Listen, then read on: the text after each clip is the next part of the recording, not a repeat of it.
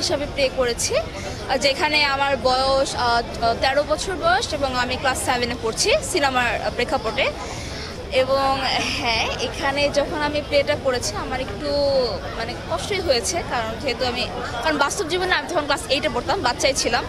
সারা রাত জাগা, তারপর পুকুরে নামা, কাদায় নামা, তাও বা সত্য প্রবাহের মধ্যে কষ্ট হয়েছে। তবে দর্শকের যে মানে প্রশংসা, এটাতে আমি বলবো যে মুভিটা সার্থক। কারণ আমার সামনে তো অডিয়েন্সরা বসেছিল, পেছনেও বসেছিল, তারা আমাকে ডেকে ডেকে বলছে যে তোমার এখানে ভালো লাগছে, এটা ভালো হয়েছে। আবার যদি কিছুটা খারাপও লেগেছে সেটাও আমাকে বলেছে অনেস্টলি। তো এই পার্টটা না রাখলে হয়তো বা ভালো হতো, বা এই পার্টটা আরেকটু ভালো হতে পারতো। কিন্তু মানে আমি বলবো না, আপনারা যেখানে অডিয়েন্স আছে তাদেরকে জিজ্ঞেস করুন যে আসলে কেমন লেগেছে। এই সিনেমা দেখার পর অ্যাম্বুলেন্স একটা ব্যাপার ছিল, অ্যাম্বুলেন্সের কথা ছিল, আজকে অ্যাম্বুলেন্স দেখলাম নিচে, তো সেটা কি ব্যবহার করার প্রয়োজন আছে কিনা, দর্শকদের রিঅ্যাকশন কি হচ্ছে?